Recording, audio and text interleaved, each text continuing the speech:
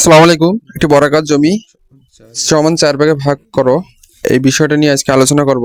একটি বর্গাকার জমি আমরা কিভাবে সমান 4 ভাগে ভাগ করব তা আমরা বিস্তারিতভাবে আপনাদের বোঝানোর জন্য চেষ্টা করব ইনশাআল্লাহ।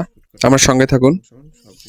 তো একটি বর্গাকার জমি এখানে দেওয়া আছে ABCD সমান সমান 6%, অর্থাৎ বর্গাকার জমিটি 6% গুণন 435.60, অর্থাৎ 1% 435.60, অর্থাৎ 6 দিয়ে গুণ করব। গুণ করলে আমরা 2613.6 বর্গফুট পেলাম, অর্থাৎ AN BN BR CR QC সমান সমান QD সমান সমান PD সমান সমান PA সমান সমান কত ফুট, অর্থাৎ এটা কত ফুট হবে। যেহেতু 4 ভাগে ভাগ করতে হবে সেহেতু আমাদের 2613.60 ভাগ 4 সমান সমান আমরা ভাগে পাবো 653.4 বর্গফুট।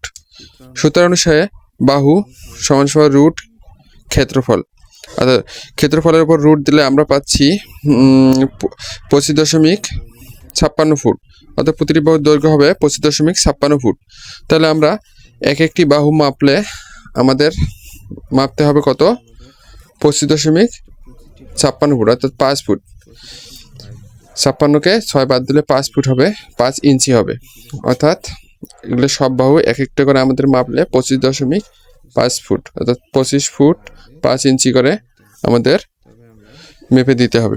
তাহলে আমরা বর্গাকার জমি পেয়ে যাব। ধন্যবাদ আপনাদের সকলকে। আসসালামু আলাইকুম।